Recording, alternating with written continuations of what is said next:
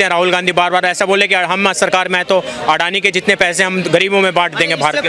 भाई साहब देखो मेरी बात सुनो, अडानी के साथ मेल मिलाप इन लोगों ने कई सालों से करा है, पिछले सारा। दूसरी बात, हम तो कहते हैं अडानी जैसे 1000 अडानी हमें देश के लिए चाहिए। अंबानी जैसे 1000 उद्योगपति हमें चाहिए, जो कम से कम बम तो नहीं बना रहे, वो कम से कम वहाँ पे जो है छोटे छोटे बारूद 500 रुपये पत्थर मारने वाले लोग तो पैदा नहीं कर रहे। आज अडानी को अगर तुम बहिष्कार करना चाहते हो तो अपनी स्टेट में जहाँ जहाँ आपकी सरकार है वहाँ बैन करो, आप में हिम्मत है तो जहाँ आपकी सरकार है अडानी के सारे काम, अडानी के दी जाने वाली, अडानी द्वारा अंबानी द्वारा आने वाली सारी सुविधाओं को करो बहिष्कार। लेकिन ये कुछ नहीं करेंगे। सिर्फ देखो अडानी को नाम लेना बहुत आसान है, आप एक बार जाकर देखो अडानी के काम को समझो। अडानी ने यहीं के देश के अंदर मेक इन इंडिया का सपना पूरा करा है, देश के अंदर ही हर चीज बन रही है, लाखों करोड़ों लोगों को रोजगार दिया है, इसी देश की उन्नति प्रगति के लिए वो काम कर रहा है। तो आपको बुरा लग रहा है? हाँ, यहाँ से आतंकवादी आते हैं, बम ब्लास्ट करते हैं, ब्लैक मार्केटिंग होती है, ब्लैक फंडिंग होती है, तो आपको बहुत अच्छा लगता है। यहाँ दूध का दूध पानी का पानी स्पष्ट है, नजर आ रहा है। लोग आप क्या कह रहे हैं सर? अभी अडानी के ऊपर कह रहे थे। अडानी के ऊपर मैं यही बोला था, देखिए जो भी आदमी बोल रहा है, मैं आपसे यही बोलना चाहता हूँ कि अडानी कोई हिंदुस्तान में नया अमीर नहीं है। ये 2014 के बाद में अमीर नहीं हुआ है अडानी पहले से ही अमीर है। काफी पुराने, बहुत मतलब साइकिल थोड़ी चला रहा था, वो पहले से ही अमीर है ना भाई साहब। देखो चोर मौसेरे भाई होते हैं, जहाँ एक चोर होता है ना तो चोर का गुजारा चोर से है। कहते हैं ना कीचड़ में कीचड़ मिले कीच से कीच, जैसे मैं तैसा मिले नीच से नीच। एक नीच का गुजारा नीच के साथ है, जैसा आदमियों का उसका गुजारा सही आदमी से तो वो कटेंगे। अब जो भ्रष्ट है उसे कष्ट है, ये बात स्पष्ट हो चुकी है। क्या बोला आपने? जो भ्रष्ट है उसे कष्ट है और ये स्पष्ट है। अब जितने भ्रष्टाचारी है ना, ये सब एक क्यों हो रहे हैं? एक ही प्लेटफॉर्म पे, एक ही ट्रेन में, एक ही बोगी में सफर किस लिए कर रहे हैं? क्योंकि जिस स्टेशन पे इन्होंने उतरना है वो सीधा तिहाड़ जेल के अंदर जाता है। वो जेल के अंदर जाना निश्चित है, क्योंकि इनके कर्म ऐसे हैं, इनके कुकर्म ऐसे हैं। इन्होंने परिवारवाद करते करते देश को कहाँ सोने की चिड़िया कहने वाली को सोनिया की चिड़िया बना दिया। जिस देश को, जो देश सोनिया की चिड़िया कहलाने लगा था, जो इंडिया के साथ साथ कांग्रेस आई बन गया था, यानी इंदिरा कांग्रेस, कांग्रेस इंदिरा, मतलब देश कुछ है ही नहीं, भारत तो कुछ है ही नहीं। भारत माता की जय बोलने वालों को ये गाली देते हैं, जय श्री राम का नारा लगाने वाले को ये थप्पड़ मारती हैं। इनके जो ठगबंधन है, ये लोग हिंदुत्व के खिलाफ रहे, राम जी को काल्पनिक कहते रहे, राम का अस्तित्व मिटाते रहे। आज ये कहते हैं राम मंदिर बन रहा है तो हम जाएंगे। अरे किस मुंह से जाओगे? क्या करा है आपने राम मंदिर के लिए? क्या करा है आपने? हमारी संस्कृति के साथ छेड़छाड़ करी है आपने। आप चले जाओ, अगर हम इंडिया की बात करते हैं तो पाकिस्तान की राजधानी अगर कहेंगे तो इस दिल्ली को कहेंगे। आप यहाँ देखो, शाहजहाँ रोड, कुतुब रोड, ये रोड, वो रोड, सारी मुसलमानों के नाम से रोड है। ऐसा लगता है पाकिस्तान की राजधानी दिल्ली को बना रखा था आपने। एक बार भी आपने हिंदू संस्कारों के बारे में कुछ सोचा?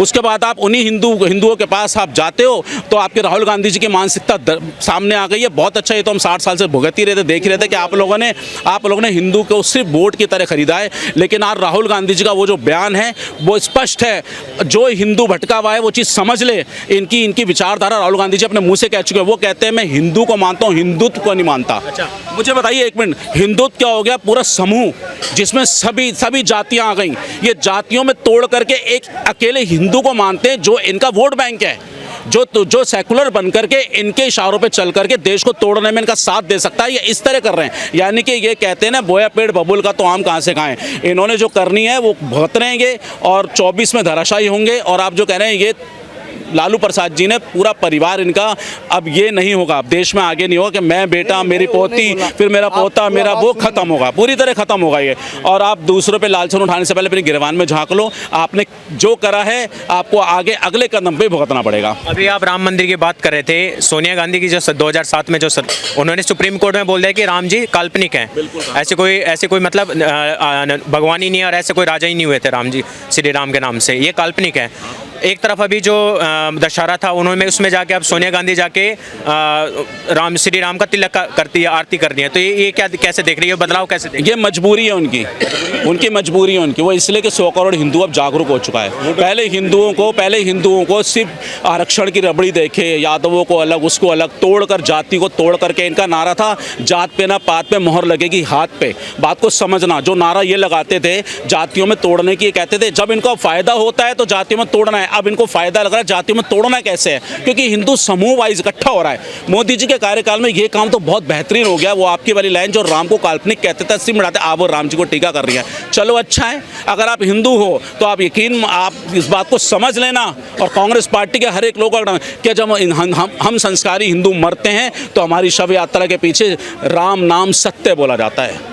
जिनकी शव यात्रा के पीछे भी राम नाम सत्य है, सत्य बोलो गत है, तो हमारा राम जी हमारे आराध्य हैं, हमारे संस्कारी हैं। और आप जैसे लोग हमारे देश को तोड़ने वाले, पहले अंग्रेज़ों ने लूटा, अब यहाँ पे इन्होंने आके लूटा, सोनिया जी ने। आप अपना वजूद, आपने अपनी माँ के घर, अपने परिवार में कब आपने हनुमान चालीसा का पाठ करा, कब आपने राम के बारे में जानकारी ली? आप छोटी थी, बच्ची थी, कन्या, कब आपने कन्या पूजन में हिस्सा लिया? कब आपके बेटे ने अपने हाथ में राखी बंधवाई? कब आप मंदिर में जाकर आपने कभी राहुल गांधी तो जनेऊ, मेरी बात सुनो, ये लोग देश को तोड़ने के लिए आए थे। अंग्रेजों के बाद अगर किसी ने शासन करने की कोशिश करी है, हिंदुओं के ऊपर शासन करना, हिंदू को तोड़ना, जातियों में बांटना, देश का सत्यानाश करने वाला काम करा है, तो इसी कांग्रेस पार्टी ने करा है, इसी परिवारवाद ने करा है। और ये गांधी परिवार का जब तक दामन थामे रहेगा ये कांग्रेस परिवार, ये ऐसे ही खत्म होता जाएगा। क्योंकि जिसका नेता, जिसका मेन, जिसका कहते हैं राजा, अरे आपका तो राजा रानी है ना, रानी खुद कहती है राम तो का तो अस्तित्व भी नहीं है, राम तो काल्पनिक है। उन्हीं हिंदुस्तान में रह करके आप बोल रही हो एक हमारी मेजोरिटी है जहाँ पे हिंदुओं की, अकेला देश है हमारा, यहाँ खड़े होकर आप इतने ऊंचे मतलब पद पर होने के बाद आप हमारे संस्कारों के खिलाफ अगर आप बोलते हो तो आपको इस देश में रहने का कोई अधिकार नहीं है, और ये जनता आपको जवाब देगी। एक और सवाल रहेगा, अभी जो राहुल गांधी ने एक ट्वीट किया है कि जो नरेंद्र मोदी जी हैं हमारे प्रधानमंत्री है, उनको उन्होंने दुष्ट राजा बता दिया है, और जो बोला है कि उनकी जान जो है वो एक तोते में है जो कि अडानी है, अगर तोते को गला दबाया तो दुष्ट राजा अपने आप खत्म हो जाएगा। इसको कैसे देखते हैं? देखिए मेरी बात, ये वो हैं जो पाकिस्तान और चाइना के इशारे पे काम करते थे, देश को तोड़ने वाला काम करते थे। राहुल गांधी जी ने अपनी मानसिकता दर्शा दी है। हमास का सपोर्ट करके, आतंकवादियों का सपोर्ट करके उन्होंने बता दिया कि राहुल गांधी जी जो है वो चाइना और पाकिस्तान हैं, और उन्हीं के इशारे पे ये लोग देश तोड़ने की राजनीति करते आए हैं। उसका सीधा साधा उदाहरण ये है कि जब यहाँ पे कश्मीर में आतंकवादी बुरहान वानी ने हमारी राकेश उसको टिक्कू को काटा था बलात्कार करके, तो उसी बुरहान वानी को अपने इंटरव्यू में इन्होंने बैठाया था, मनमोहन सिंह जी ने बैठाया था। मनमोहन सिंह ने, एक आतंकवादी को आप इंटरव्यू के लिए बुलाते हो? एक आतंकवादी जिंदा पकड़ा जाता है, कसाब, जिसने मुंबई में वो करा, उसको आप 1.5 साल बैठाते हो, 1.5 साल बाद उसको क्या सजा देते हो? ठीक है, 1.5 साल रखने का क्या मतलब? उसके बाद एक आतंकवादी को फांसी की सजा होती है संसद में, तो उस आतंकवादी की फांसी रोकने के लिए आप आधी रात को कोर्ट के दरवाजे खुलवा लेते हो। जब हमारी हिंदू लड़की 35 टुकड़ों में काटी जाती है तब आप मुंह में दही जम जाता है। जब हिंदू के साथ कुछ भी होता है आप कुछ नहीं बोलते। एक मुसलमान किसी भी समूह, कहीं भी किसी भी स्टेट में हो जाए तो आप फटाफट छाती पीटने और वहाँ पे चले जाते हो पैसा देने। तो ये तुष्टीकरण दिख रही है, और आप खुद जो कह रहे हो खुद भ्रष्टाचारी हो। आपने क्या चाइना के साथ डोकलाम में क्या क्या आपने समझौते करें, ये भी देश अच्छी तरह जानता है।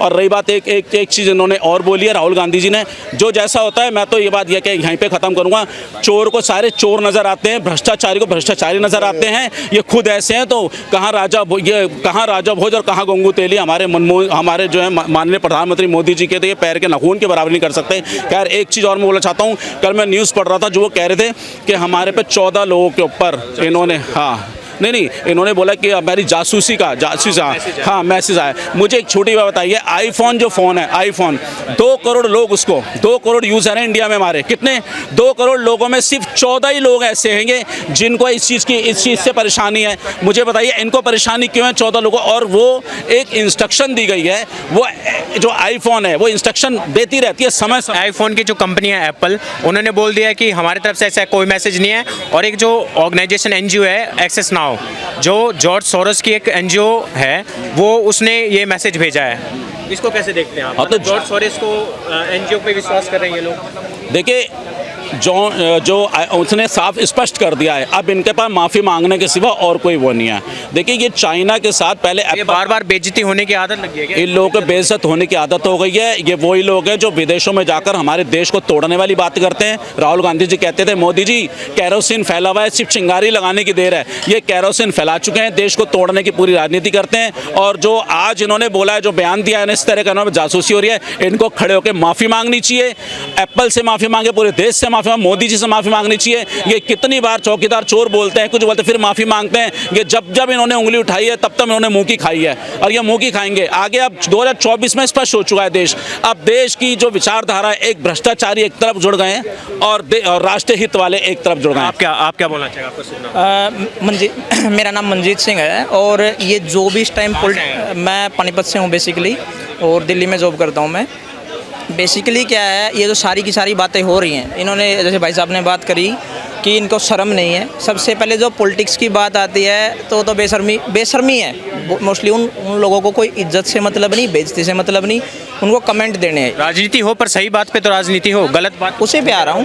ये सारी की सारी चीज़ें कहाँ घूमती है? इकोनॉमिक्स है, प्योर इकोनॉमिक्स है। जैसे कि एक सर्वे हुआ था पहले कि इंडिया में किसी भी मेजर पॉलिटिकल पार्टी को इलेक्शन लड़ने के लिए अराउंड 5 लाख करोड़ की फंडिंग चाहिए होती है, सारे इलेक्शन लड़ने हैं। इतना पैसा आएगा कहाँ से? बेसिक है कि डोनेशन से आएगा। डोनेशन कितना दे देते हैं अभी? 50,000 करोड़ 60,000 करोड़ पब्लिक से आ जाता है। बाकी कौन देता है? बाकी देते हैं अडानी, अंबानी, टाटा, सब देते हैं। अब जो बात अडानी की आ रही है, एक बार बोलते हैं कि भी अडानी की, मोदी की जान जो है अडानी में है। बिल्कुल है, कोई दिक्कत वाली बात नहीं, क्योंकि पूरी की पूरी फंडिंग देते हैं, कई लाख करोड़ रुपए देते हैं। सारी, सिर्फ मोदी को नहीं, सारी पॉलिटिकल पार्टीज़ को, इंडस्ट्रियलिस्ट है जो हमारे, पैसा जाता है हर सबका। जिसकी गवर्नमेंट होगी उसको बेनिफिट देना पड़ेगा। तो क्या है, ये पॉलिटिकल पार्टियों का गेम नहीं है। बेसिकली ये सारा गेम पैसे का है, ठीक है। अब बीजेपी को क्या करना है? 2014-15 की बात है, अरुण जेटली जी उस टाइम हमारे वित्त मंत्री थे। उस टाइम एक कानून पास हुआ था कि 20,000 रुपये से ज़्यादा की कोई फंडिंग करता है तो उसको कोई अपना नाम नहीं बताना, पता नहीं बताना, किसी को कुछ नहीं बताना। सारी की सारी पॉलिटिकल पार्टी को उस चीज़ का फ़ायदा हुआ है और कोई भी पार्टी इस चीज़ के ऊपर आवाज़ उठाने को तैयार नहीं है। पैसा कहाँ से आया? ठीक है, क्यों? क्योंकि इनको पैसा चाहिए बेसिकली। अब ये जो सारी पॉलिटिक्स घूम रही है, अभी फिलिस्तीन हमास वाला केस ले लेते हैं। बेसिकली क्या है, सब ये सोच रहे हैं कि भी मोदी इजराइल को सपोर्ट कर रहा है और विपक्ष जो है फिलिस्तीन को सपोर्ट कर रहा है। ऐसा नहीं है। बेसिकली क्या है, हमारे बहुत सारे वर्कर जो हैं मिडिल ईस्ट में काम करते हैं। ये है organisation of oil producing company, OIC है, जो 57 कंट्रीज़ है जो। तो बेसिकली क्या, बहुत सारे लोग हमारे वहाँ बाहर जाके काम करते हैं। अराउंड $57 बिलियन जो है हर साल सिर्फ वहीं से आता है। हमारा बहुत तगड़ा एक्सपोर्ट है वहाँ पे। अगर हमने फिलिस्तीन को सपोर्ट नहीं किया, बेसिकली हमें पता है कि इजराइल के ऊपर अटैक हुआ है, गाजा हमास ने अटैक किया है, कंडेम किया गया उसको, कोई दिक्कत वाली बात नहीं है। लेकिन फिर भी हम उसको डायरेक्ट सपोर्ट नहीं कर सकते। इजराइल को क्यों नहीं कर सकते? अगर मिडिल ईस्ट के लोग नाराज़ होते हैं तो इकोनॉमिकली हम बहुत पीछे चले जाएंगे, सबको पता है, ठीक है। अगर पीछे गए यानी कि आदमियों का नुकसान है, जॉब्स का नुकसान है, पैसे का नुकसान है, हर चीज़ का नुकसान है हमें। तो और इंडिया शुरू से ही फिलिस्तीन को सपोर्ट करता है। यहाँ पे हमास को सपोर्ट नहीं कर रहा है इंडिया, फिलिस्तीन को सपोर्ट कर रहा है। प्लस में क्या है, जो UN में रिजोल्यूशन आया था, और वो रिजोल्यूशन क्या था, वो फिलिस्तीन को सपोर्ट करने वाला तो था, लेकिन उसमें कहीं पे भी हमास का जिक्र नहीं था, ठीक है। उसमें ये नहीं था कि हमास ने कोई टेरर अटैक किया है या इस तरीके का कोई भी ऐसा एक्टिविटी। आपने हमास और फिलिस्तीन की बात बता दी। अभी प्रधानमंत्री हैं जो एक इतने 140 करोड़ लोगों के प्रधानमंत्री हैं, उनको दुष्ट राजा बता देना, इसको कैसे देखते हैं आप? मतलब थोड़ी पद की गरिमा तो बना के रखनी की गरिमा वाली कोई बात है नहीं यहाँ पे। अगर इनके पास बेसिकली मुद्दे बहुत सारे हैं लेकिन वो उनके ऊपर आना नहीं चाह रहे। अगर वो मेन मुद्दों पे आएंगे तो इनकी वोट करती हैं। तो इनको क्या है, लाइमलाइट चाहिए। इनको ये पता है कि कोई भी पब्लिसिटी बुरी पब्लिसिटी नहीं होती। इस राहुल गांधी को क्या करना है, सिर्फ पब्लिसिटी में रहना है। कुछ भी कमेंट दे दो, उल्टा सीधा आगे पीछे कुछ भी बोल दो। क्यों? केस तो होना नहीं है कोई, अब कुछ जाके केस तो करेगा नहीं। वो दुष्ट राजा, घटिया राजा ही बोल देगा, वो नरपिशाच भी बोल देगा, कुछ भी बोल देगा। क्या अगर मैं कहूँ आपको, तुरंत केस हो जाएगा, जेल के अंदर जाएंगे, वो नहीं जा सकते। क्यों? कानून जो है वो हम लोगों के लिए है, बड़े आदमियों के लिए मकड़ी का जाल है। कितने बार तो माफी मांग चुका है यार, कितने बार तो माफी मांग चुका है उस बात पे। अरे मेरी बात सुनो, अभी उसी केस में तो 2 साल के लिए सांसद भी गायब हो गई थी ना इनकी, इसलिए वो मानता कहाँ किसी बात को? भारत के कानून को मानता क्या राहुल गांधी? कोई नहीं मानता वो अरे बड़े आदमी क्यों नहीं मानते? बड़े आदमी जो केस हुआ, जो मैं तो कहता हूँ राहुल गांधी ऐसे ही बना रहा है और ऐसी बातें करता रहे। इस कॉमेडियन की इस देश को बहुत ज़रूरत है। देश को तोड़ने में ऐसे कॉमेडियन का हाथ बहुत, इसके पूरे परिवार का हाथ था। अब ये कॉमेडियन देश के लिए बहुत अच्छा कॉमेडियन रह गया, लेकिन इसकी बातों का कोई तर्क नहीं, इसकी बात सीरियस लेता भी नहीं कोई और लेनी भी नहीं चाहिए। क्योंकि जो आलू से सोना निकालने की बातें करता है, संसद में के आंख मारता है, कभी गले लग जाता है, कभी माफ़ी मांगता है, कभी कुछ कहता है, उसकी बात को कोई है ही नहीं। वो एक्चुअली क्या है, समय पे शादी हो जाए इंसान की तो इंसान समझ जाता है, लेकिन उसको है ही नहीं, कहानी नहीं है। दूसरी क्या क्या मतलब क्या सर 52-53 साल की उम्र हो गई सर। एक बार तो आदमी को कम से कम भारी, एक इंसान को भारी भरकम होना चाहिए। एक उम्र में आके ऑटोमेटिकली उसके अंदर बेस आ जाता है, वो स्ट्रांगली बात करता है, उसको जरूरत नहीं पड़ती कि वो पढ़कर बोले। राहुल गांधी ने शादी नहीं की इसलिए मैच्योर नहीं सर हो मैं तो समझता नहीं, शादी हुई नहीं या किसी ने करी नहीं कुल मिला के। मैं भी सुना हूँ कि उन्होंने राहुल गांधी ने बोला कि चुनाव लड़ूंगा 2024 में, प्रधानमंत्री बनूंगा, उसके बाद मैं शादी करूंगा। 54 साल के हो गए हैं अभी भी। वही मैं आपसे बोलना चाहता हूँ, आपसे पूछना चाहता हूँ ये चीज़ कि 54 साल के बूढ़े से किसकी किस्मत फूटी है जो जाकर शादी करेगा। तो बहुत अच्छी बात। कब प्रधानमंत्री बनेगा और कब शादी करेगा? नहीं, हाँ, पर अभी भी तो युवा ही है, वो अपने आप को युवा नेता कहते हैं। अभी भाई वो युवा है भाई साहब। आर्मी का बहाली कितने साल का होता है, मैं आपसे पूछना चाहता हूँ। आर्मी का बहाली कितने साल? मनाओ, उसने शादी नहीं करी, कौन मनाओ? वो डायरेक्ट, अरे शादी की बात ही नहीं है भाई, वो तो डायरेक्ट कफन में जाने वाले हैं, सीधी बात है। इसमें कोई बात वो नहीं है। सब हमको भी जाना है, आप